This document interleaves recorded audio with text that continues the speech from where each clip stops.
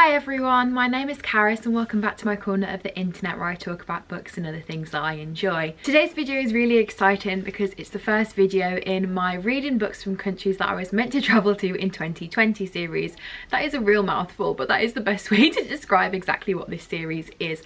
And in today's video I'm going to be reading a book from Slovakia, which was the first country that I was meant to be travelling to this year.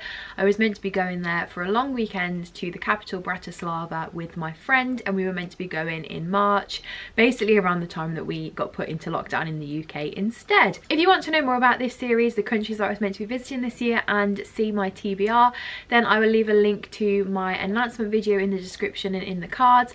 I would recommend going over and checking that out. But as I said, today I'm going to be reading a book from Slovakia, and the book that I chose was The Equestrian by Ursula Kovalyk. As I said in my announcement video, Slovakia was actually the country that I struggled to find a book from the most. My criteria for picking the books was I wanted it to be written by an author from that country, and I wanted it to be set at least in some part in that country as well. And for some reason I just really struggled with finding something from Slovakia, or at least something that I could access fairly easily. But I did come across this author, Ursula Kovalyk, and she has a couple of books. This isn't the most recent one, but this is the one that I was able to get my hands on the easiest, and this was translated from the Slovak to the English by Julia and Peter Sherwood. So this book is a coming of age story, and it follows our main character Karolina, and it's actually set in the 1980s. So during the time period that this book features, Slovakia was part of Czechoslovakia, but the town that this book is set in, although I don't believe that it is named, is described as being in the east of Czechoslovakia, so essentially it's set in Slovakia. Near the beginning of the book, Karolina is sort of struggling to grow up and be a teenager during this time, but then one day she discovers a riding school and meets another girl, and the two of them sort of get taken on by this older girl called Matilda, who wants to start a trick riding team. So she begins training them to do all sorts of tricks on this really old horse, and then they sort of become a bit successful in that and go on to compete in various competitions, win some prizes, gain a bit of recognition, and then towards the end of the book things start to change again. So as you can see by the description that I gave there, I have actually already finished this book, but I realised that I hadn't done an introduction to the vlog, which is a great start, so I thought I would jump on and do a little introduction now. Before we get on to me reading this book and my thoughts on the book, I wanted to do a little fact file and give a bit of information on Slovakia, and also what I would have been doing if I would have been able to travel to Slovakia, because I just thought that would be fun. I want to include this sort of thing for all of my reading around the world videos, because I would just love them to be a perfect mix of books, travel and other things as well. So Slovakia is located here in Eastern Europe, and it's a landlocked country bordering from the north going clockwise Poland, Ukraine, Hungary, Austria and Czechia, or the Czech Republic. Its capital, which is where I was going to go to, is Bratislava, but the other main cities and towns include Košice, Prešov, Delina and Martin. And overall the country has a population of around 5,400,000 people. The main language of the country is Slovak, and this is the flag. The three blue mountains that you can see in the crest represent three mountain ranges: the Tatras, the Matras and the Fatras. The last one of them is actually located in Hungary, and the Tatras, the first one that I mentioned, is the highest mountain range in Slovakia. To give a very condensed history of the 20th century in Slovakia, following World War I, the country became part of Czechoslovakia. As I said, it was still part of Czechoslovakia during the time period in which the book that I've read was set. And following World War II, it became a communist state of the Soviet Union, which collapsed in 1989. Following that, on the 1st of January 1993, Czechoslovakia split into the Czech Republic, now called Czechia, and Slovakia, and Slovakia has been independent ever since then, and the country joined the EU in 2004. So in terms of what I was planning to do when I travelled there, as I mentioned, I was going to be going to Bratislava and spending a long weekend there. Fun fact, Bratislava is located very close to the Austrian, oh my god, I can't speak. Fun fact, Bratislava is located very close to the Austrian border, making it also very close to Austria's capital, Vienna. They're two of the closest capital cities in the world. I'm not entirely sure where they rank on the scale because it depends on like lots of factors, depending on what you recognize as a country and whether you go by as the crow flies or like the actual amount of time that realistically it would take you to get between the two capitals. But anyway, they're very close together. The boat between the two of them takes around 75 minutes. So if you ever happen to be in one of the cities for a extended period of time, then it's definitely worth considering. Bratislava itself is a pretty small and compact city. You can definitely do a lot of walking around it, particularly in the area surrounding the old town, and that's probably what I was going to do. Whenever I go to a new city, I do spend a lot of time just walking around, mooching around the streets, seeing what I stumble across. But some things that were definitely on my to-see list were the castle. I think the castle looks just so pretty and I love that it stands overlooking the Danube. I would also have liked to have seen Michael's Tower and St Martin's Church, and I would definitely have climbed up one of them. I just love climbing all sorts of towers when I go on holiday. I swear basically every time that I've been to a new city, I have been up a tall building for a viewpoint. And another really good view of the city that you can get is from the observation desk of the UFO tower. Basically it's this tower that's at the end of one of the city's bridges overlooking the river, and there's an observation desk up there, but there's also a restaurant and a bar, like a cocktail bar.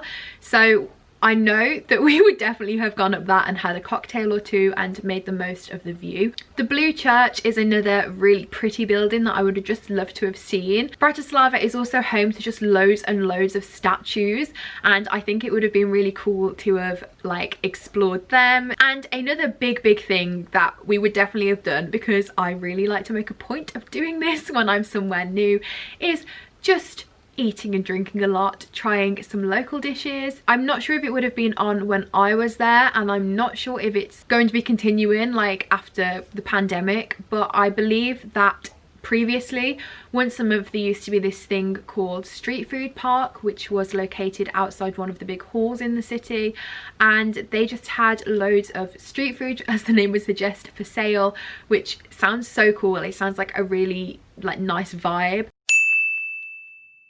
It's a really gloomy, horrible day outside, the perfect sort of day to sit in and spend some time reading, and I've decided today that I'm going to be reading my book from Slovakia. So I'm going to be focusing on The Equestrian by Ursula Kovalyk.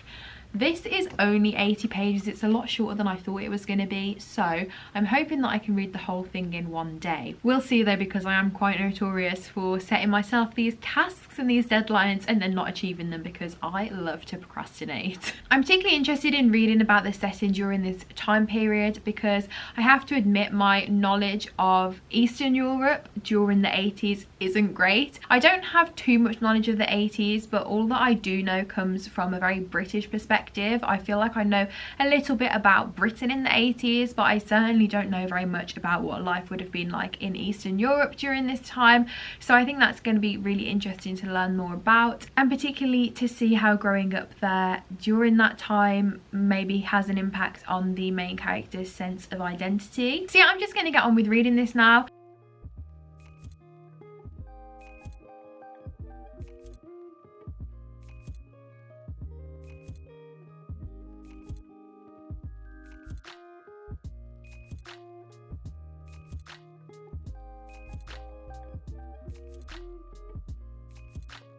Okay, I've only read one chapter. I've literally read 2 pages, but I just wanted to update with my live thoughts and reaction, which you probably saw there. So I would say automatically, if anyone is thinking of reading this, then I would give a trigger warning for suicide literally within the first few pages.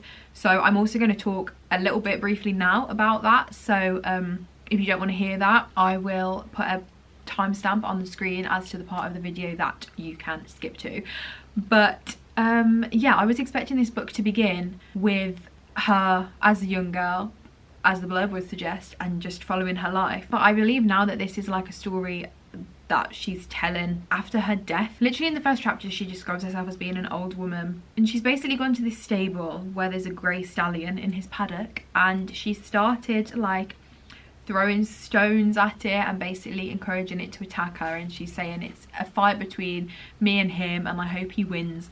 And then in the last paragraph of this first chapter, he has basically trampled her, and it's quite graphic, the description of what happens, which I was just shocked to read it because it was so not what I was expecting. And I can see that the second chapter now is talking about her literally being born, so I guess this is going to be a sort of recounting of her whole life. Let's just see. I'm going to read on.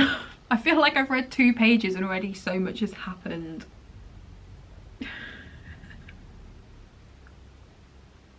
Okay, I'm only 6 pages in, but she's talking about the mom and the grandma's relationship with one another and with her when she was a really little girl, and she just used the phrase, she used to say mom had a clitoris for a brain, and that's just really made me laugh. I'm very mature. I just wasn't expecting that imagery, but okay. I don't know if that's a translation thing or if that is literally how it would have been described in the Slovak edition. So it's time to attempt to make a traditional Slovakian dish. I'm going to be making the national dish, which I believe is pronounced bryndzové halušky. I really hope I said that right. I've been watching videos to try and make sure that I pronounce it right. I'll put a picture on the screen of what this dish is, and I will just read out the description that the recipe I found on my phone says about it. So it's described as being potato dumplings with sheep, cheese and bacon. Bryndzové halušky is a comforting combination of smooth dumplings, crispy bacon and salty cheese. It's very filling. Yeah, I'm going to be attempting to make this today. You'll see as we go along that there's going to be a bit of improvising because I don't have all the proper ingredients here, and also I'm going to be making this just for me, whereas normally I would cook like for my family as well while I'm at home, but my mum in particular doesn't really like soft cheese, so I'm just going to be making the one portion. So the first thing that I think I've got to do is grate some potatoes, and the recipe called for like 1 big potato, but I don't have that. I only have little baby potatoes, so I weighed out the right amount and I'm just going to get around to grating them. I think I'm going to keep the skin on. It didn't say in the recipe, and I mean you can eat the skin, so I don't see that it's going to be a problem. I'm going to use this bit of the grater. It said the small holes. I mean, I could use this bit. I'm going to go with this. I don't know. Right, I've grated the potato now. It looks like this. Nearly grated my fingers in the process as well, to be honest. So now I've got to add some plain flour. At least I think plain flour. The recipe said all purpose. I think that is the same as plain flour. We're going to find out together if it is or not. So I've just got to add that, and then I've got to add an egg. Now it was 1 egg in the recipe that was for 3 or 4 portions. So obviously I didn't want to put a whole egg in here because the consistency will be really weird.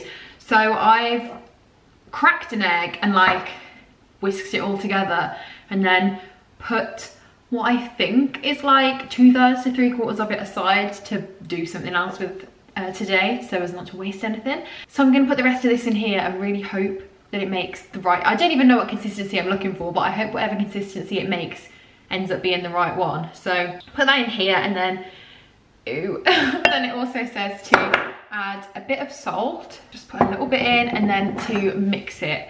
I'm really excited to eat this. I definitely would have eaten it if I'd have been going to Slovakia, because I just always like trying the national foods, the local foods whenever I go places, and I just love anything potato-y, dumpling-y. I've tried pierogi, I think it's called, in Poland. I'm not sure if that's potato based, but that was really nice. And I love gnocchi, the Italian gnocchi, a lot. I have that quite a lot here. So that is mixed together. I mean, I don't know what a dumpling consistency is, but I say that looks like the sort of consistency that I am hopefully aiming for. So let's see what is next. I'm going to boil the water now, and then when I've boiled the water, I have to put the dough on a cutting board and use a knife to cut off small chunks into the water. Do in batches so there isn't too many dumplings in the water. When they're floating, use a slotted spoon to fish out. Cool. That sounds pretty simple. Okay, trying to find angles to feel this stove as an experience. Well, I've got the water boiling.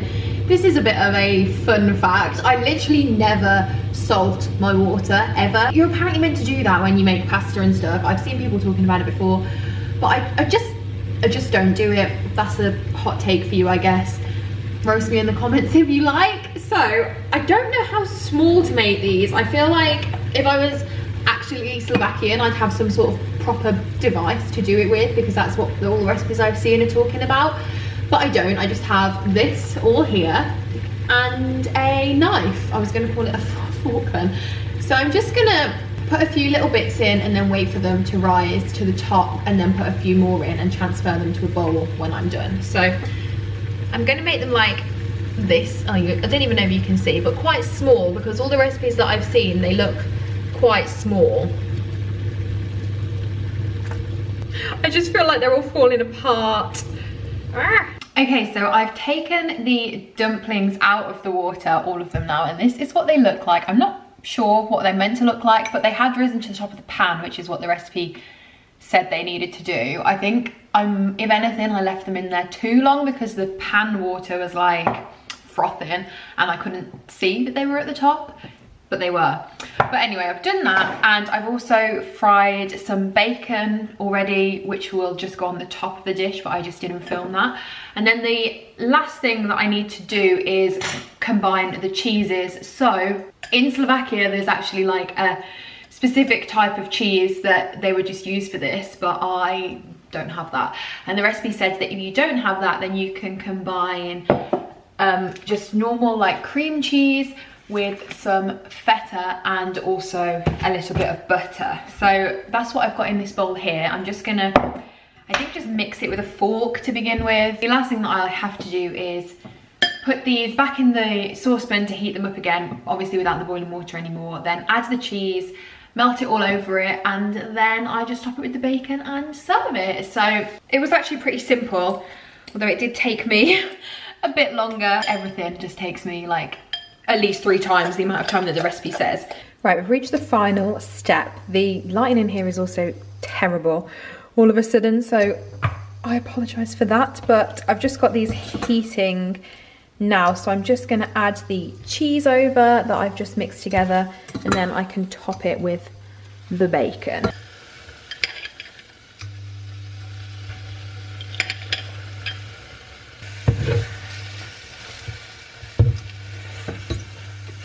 Okay, so I've put it all together and I've got my finished dish. This is what it looks like. It actually looks surprisingly comparable to all the pictures that I've seen of it online, which I'm actually very impressed with. And yeah, I'm excited to try it. So I think the proof is definitely going to be in the eating, so I'll just go for it. I'll try this bit here.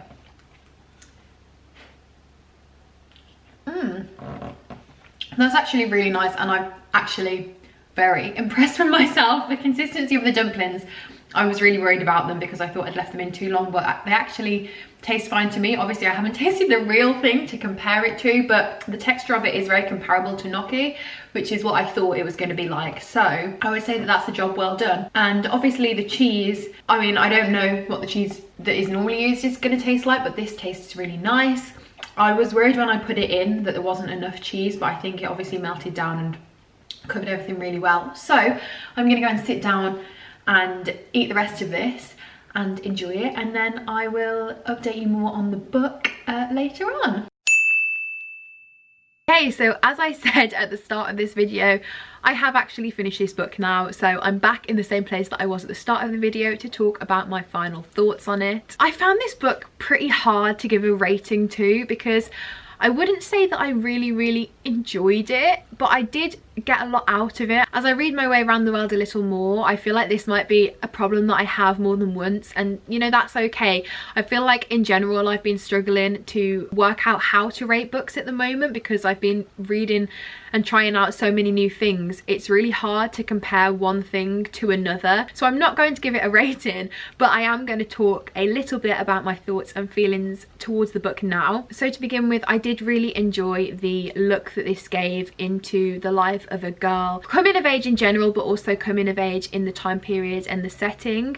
I feel like the descriptions of like the buildings and the surroundings definitely fit in with my knowledge of like Soviet architecture from other countries that I visited in the past. Alongside that, it was just really interesting to see and learn more about the society and what life was like to grow up during that time period, because I didn't really know that much about it. Like, I feel like I know some facts and I've seen pictures and obviously I've seen architecture that's still around today, but I didn't really know too much about just what life was like living in the Soviet era. Also, while you had the Soviet backdrop, it was also just a really interesting take on a coming of age story in general. I really liked that this book didn't shy away from certain topics that people often tend to gloss over or ignore. So one topic that it went quite into detail with was the main character getting her first period, and I really liked that because that's like never covered. There was one scene in the book where the main character is at a competition and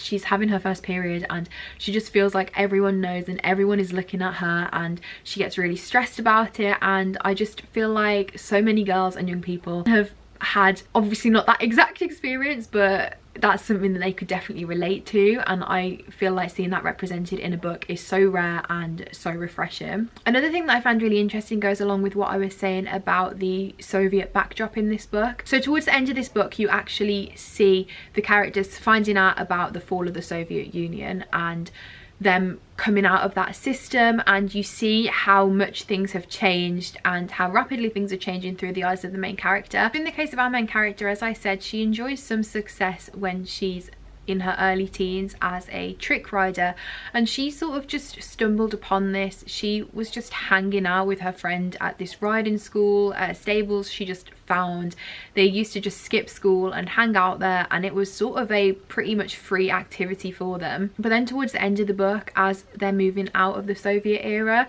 she begins to face a lot of financial difficulties. She can't really afford to go and do this sport as much as she used to, and she finds that the attitudes of some of her teammates and mentors sort of change. There's a description in this book that I can't remember word for word, but it basically says that they were leaving one cage and just entering another cage that had gold bars instead, which I thought was a really interesting metaphor and analogy for the way that they were feeling and the problems that people were still facing even after the Soviet era ended. So on to a couple of things that I didn't like so much. So I found the language in places to be quite, I guess crass would be the right word. Obviously this plays into translation as well, which could honestly just be a whole video in itself in discussion, because I imagine it must be really difficult being a translator, like knowing exactly what to use.